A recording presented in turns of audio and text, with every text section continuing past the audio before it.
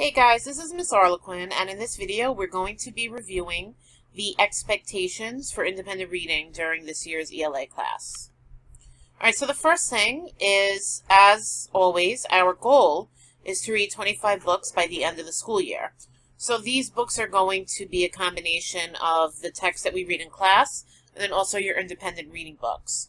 So you get to choose what you read for independent reading. However, it has to be appropriate to your grade level or to your individual reading level. So we're not going to be reading See Spot Run in 7th grade. We're going to be reading books that are challenging, but since it is independent reading, it should also be books that you're interested in. Now, you want to always make sure that you have your independent reading book with you. So bring your book with you every day. Read whenever you can, when you're done with a classwork assignment, when a teacher's absent, and of course at home every night. Alright, so what does independent reading time look like? Well, in class it should be silent. Obviously, it's not an appropriate setting to be reading when there's a lot of noise going on to distract you.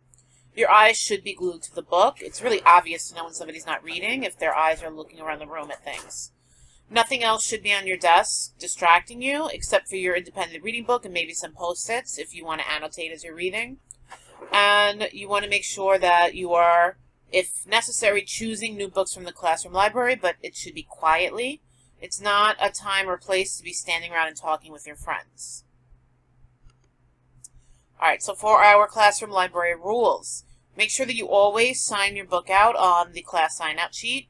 Of course, this only applies to classroom library books. Books that you bring in from home or that you've taken from any other library, like the school library or the Queens Public Library, don't need to be signed out on my sign-out sheet. It doesn't really make sense. And then always return your book to the appropriate location.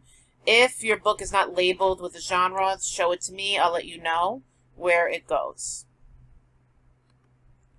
Alright, so our library is organized the same way it was last year. You always are looking to go to the bin that has the genre that you're looking for.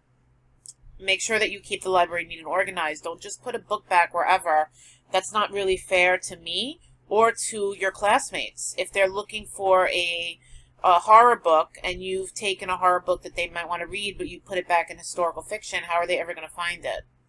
So make sure you put it back in the correct place. Again, check the label on the book, find the correct shelf and bin. And once again, if the book isn't labeled, then you're going to give it to me so I can label it.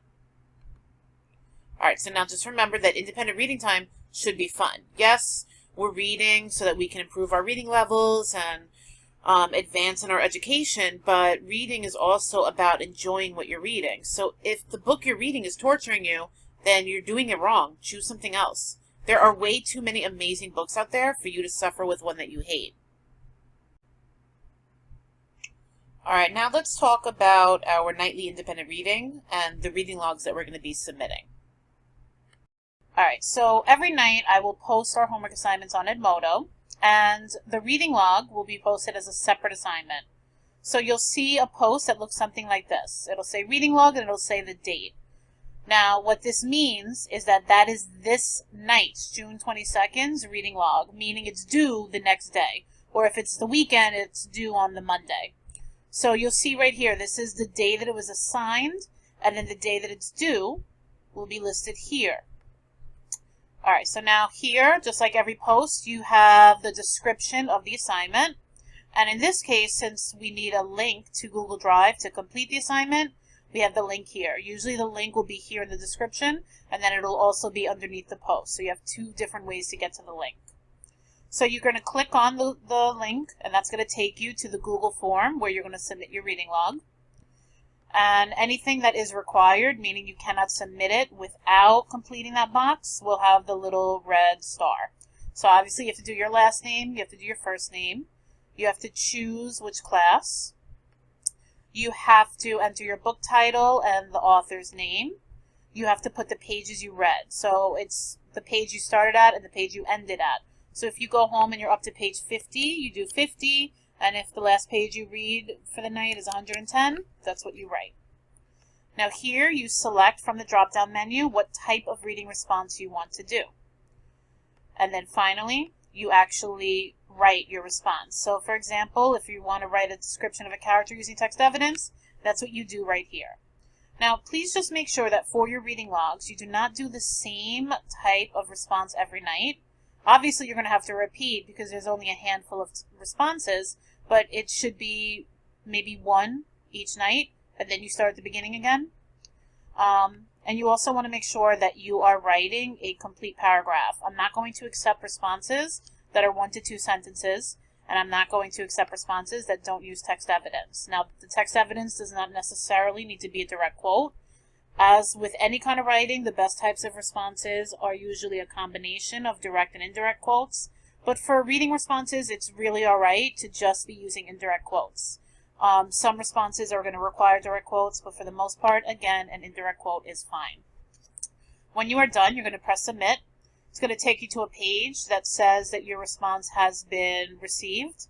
Now, you cannot see your response or go back to it, so if you are worried in any way that your response was not received, I would recommend copying whatever you put here and just pasting it in Edmodo. So you press the turn in button, and it'll take you to a place where you can paste your response.